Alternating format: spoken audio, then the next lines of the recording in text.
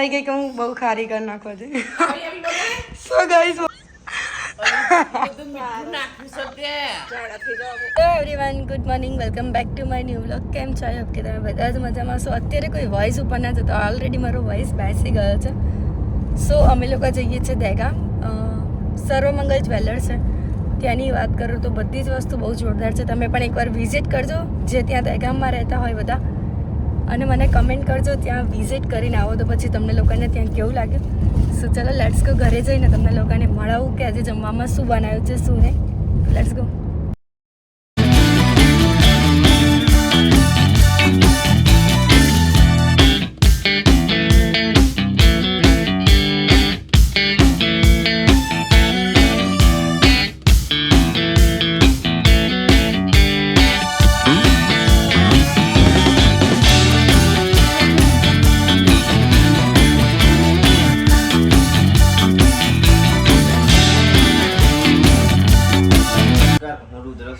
Honour of Sarvamangal jewellers અમારે ત્યાં સોના તથા ચાંદીના દાગીના રેડીમેડ મળશે તથા 1 ગ્રામની જ્વેલરી પણ મળશે સોના તથા ચાંદીના દાગીના કસ્ટમાઇઝ પણ કરી આપવામાં આવશે એ પણ ઓછા મેકિંગ ચાર્જીસમાં એકવાર જરૂરથી મુલાકાત લો સર્વમંગલ જ્વેલર્સ દહેગામ ચેનલને લાઈક શેર સબસ્ક્રાઈબ કરો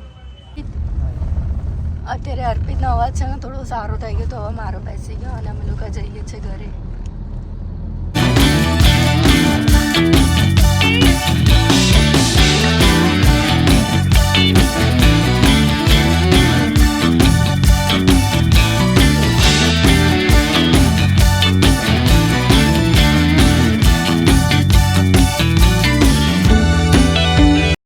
ગાઈસ વાગવામાં થઈ ગયા છે 4:30 અને બહુ થાકી ગઈ હતી અને ભૂખ પણ એવી ગજબ લાગી હતી તો પછી વિડીયો શૂટ ના કર્યો ફોનમાં ચાર્જિંગ પણ નહોતું મારામાં પણ ચાર્જિંગ નહોતું બેટરી લો થઈ ગઈ હતી તો ફોન થોડી વાર ચાર્જ કરી લીધો અને ઘરે આવીને જોયું તો મીશોનું પાર્સલ આવ્યું હતું પાર્સલમાં અમે લોકોએ મંગાવ્યું હતું સાબુ શેમ્પૂ ને બધું મૂકવા માટે સ્ટેન્ડ તો ચલો તમને લોકોને બતાવું અને લાગશે પછી પણ બતાવીશ કે કેવું લાગે છે સો ગાઈસ આ જુઓ આ છે ને ઉખાડીને લગાવી દેવાનું અને આ રીતે સ્ટેન્ડ છે જેમ આ રીતે ફીલ ભરાઈ દેવાનું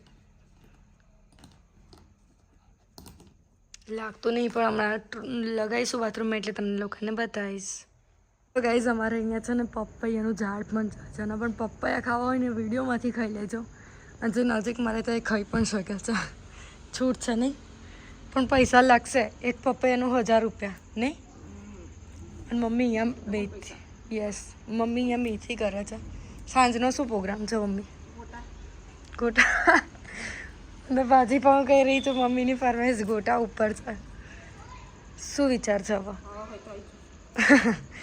સાચી વાત છે જેને પણ ખાવા હોય આવી જજો યસ અને બહાર વાતાવરણ મસ્ત છે અમે લોકો રોજ સાંજે બહાર જ બેસીએ છીએ કેમ કે અત્યારે મારો વોઇસ નથી સારો સો હું ઘરમાં બેઠી હતી અને થોડુંક કામ પતાવતી હતી હા અત્યારે અવાજ બેસી ગયો તો અર્પિતને સારું થઈ ગયું તો મારો અવાજ જતો રહ્યો છે માસી ક્યાં ફરીને આયા મંદિરે ગઈ હતી સભામાં બરાબર બોલો સવારના નિમિષા માસી 4 વાગ્યા ઉઠીને બધું મંદિર દર્શન કરીને આયા તો જબરા ફરી સભામાં જઈ આ તો નિમિષા માસીએ ભજીયા હારા બનાવ્યા હતા ભજીયા શીરો ખવડાવ્યો છે તો મેં ખાધું છે સારું બની તમારા લોકોને પણ ખાવ હોય તો નિમિષા માસીના ઘરે વિઝિટ કરજો બધા નહીં બધાને બેચત કરતો હજી આટલું પડે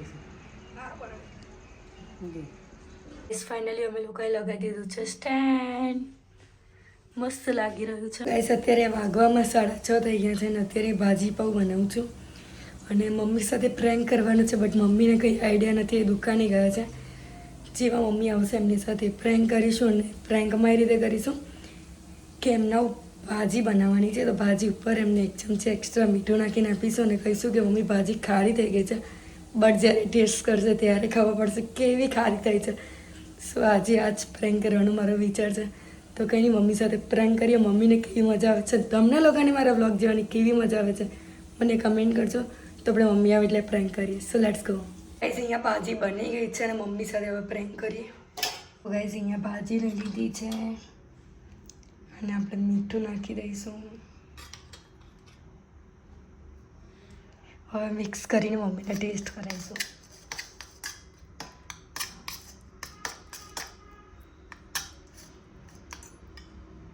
તો ગાઈસ ભાજી મિક્સ થઈ ગઈ છે. મમ્મીને ટેસ્ટ કરાવીએ. મમ્મી તમારા માટે ભાજી તમારી બહુ સ્પેશિયલ બનાવી છે તો ખાવી પડશે તમારે. તો ટેસ્ટી હશે. બહુ જોરદાર ટેસ્ટી. ટેસ્ટની કંઈ વાત જ ના કરાય.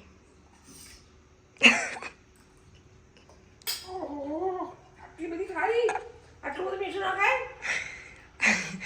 મને ઈચ્છા થઈ ગઈ કે હું બહુ ખારી કરી નાખવા છે. આવી બનાય. સો ગાઈસ મમ્મી અત્યારે મારવા આવી રહ્યા છે. મને બહુ ખારી. મમ્મી આટલી કોણ ફિનિશ કરશે? તારા ખાઈ જવાની આવું. મારે નહીં ખાવી. ખાવી જ પડે. જે મીઠું નાખ્યું એ ખાય. મમ્મી આ તો તમારી સાથે નાનકડો આમ તો પ્રેન્ક હતો. એવું? મને એવો વિચાર આવ્યો કે હું મમ્મી સાથે પ્રેન્ક કરું અને મમ્મીને બતાવું કે ખારી ભાજી કેવી લાગે છે. કેવી લાગે? જબરદસ્ત ટેસ્ટ છે. જે ખાવી હોય આવી જજો રચિતાની ભાજી. અલે એવું નહીં, આ ભાજી હવે કેન્સલ કરીને તમને ફાઇનલવાળી ભાજી ચખાડું છું કે કેવી ભાજી બને છે ટેસ્ટી. શું કહેવું હવે?